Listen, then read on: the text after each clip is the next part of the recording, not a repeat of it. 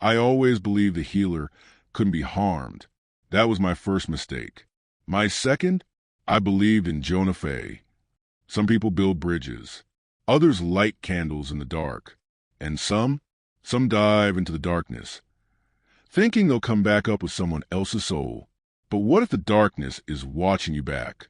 This is the story of Dr. Anneliese Carr, a trauma therapist with golden hands and a reputation for resurrecting the broken. A woman who gave people the one thing nobody else could, a second chance at life, until the day she took on the wrong patient, a man who didn't need help. He needed a mirror, and she gave it to him. Dr. Anneliese Carr was only 36, already a senior associate at the esteemed Lichtman Center for Trauma Renewal in Boston. Colleagues called her the memory whisperer because she didn't just ask questions. She reached into your history and stitched you back together. Her patients came in with night terrors and left writing poetry. She believed healing wasn't about curing people. It was about reintroducing them to who they were before the fracture. Her style was gentle, methodical, EMDR paired with somatic feedback. She spoke the language of the limbic system like a composer. So when Jonah Faye walked into her office on a cold October morning, she did what she always did. She made space. But Jonah didn't feel it. He reflected it. Tall, handsome in a forgettable way. Dressed simply. Calm, almost eerie in how calm. The intake form was blank, except for his signature and date. No prior psychiatric care. No meds. No notes. No family. She asked him his goals. He said, "To understand why I feel like I'm lying when I say I'm okay." She smiled gently, took the bait. But what she didn't realize was that he was mirroring her smile.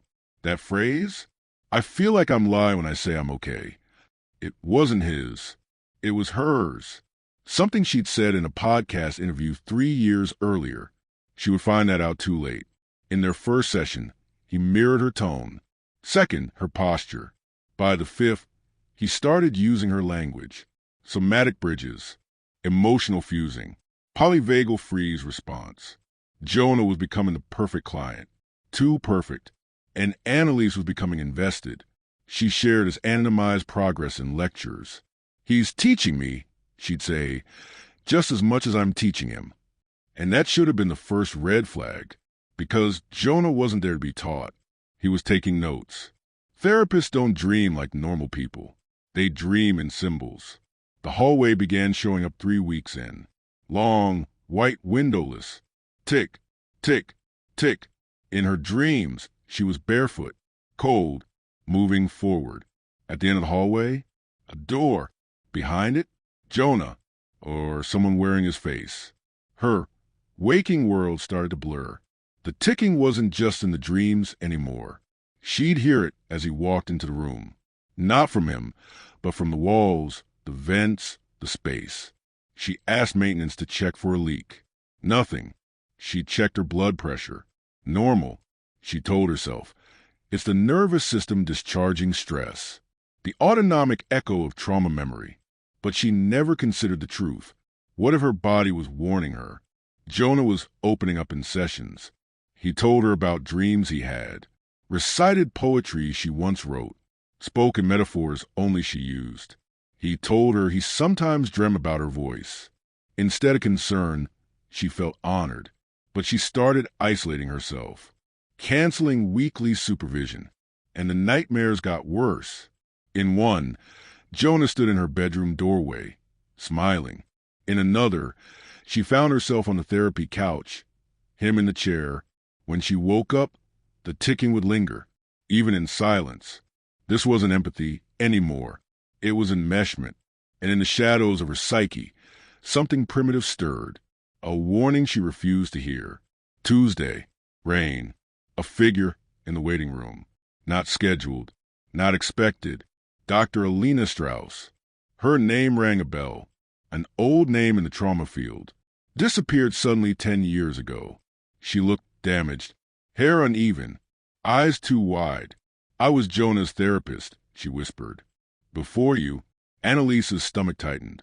"I thought I could help him. I ended up hospitalized. They called it psychosis. I called it awakening." Strauss opened a weathered manila folder. Inside were copies of old therapy notes, each marked with therapist names, dates, personal comments Jonah couldn't have known unless he had access to their private lives. How did he get these? Anneliese asked. Same way he got yours, Strauss said. He watches, learns, enters the cracks you think are closed, and he becomes what you need him to be. She paused. You think you're analyzing him, but he's already decided what version of himself you want, and he's feeding it to you, drip by drip, until you can't let go. Anneliese's breath stuttered. He's not here for healing, Strauss said. He's here to feed. You're the experiment. Always were. Anneliese stayed up 3 nights, reviewing her own notes. Patterns emerged. Jonah had known phrases she'd only spoken in sessions recorded years ago.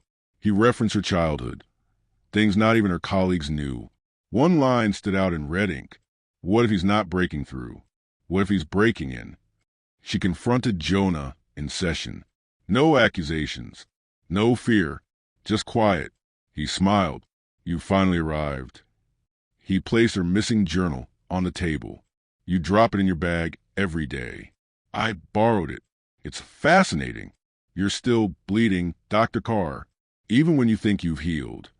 She pressed record on her phone. Do you know what the therapist's effect is? He asked. He leaned forward. It's when a healer believes their very presence heals. And that's your flaw. You need to believe you're the light. But light casts long shadows. She didn't speak. He continued. You think I came for help, but I came for you. I've had 6 before you. I needed one who'd see me, who'd fall just enough. He tilted his head. You're not the doctor. You're the subject. You're the study. Dr. Carr never returned to the clinic.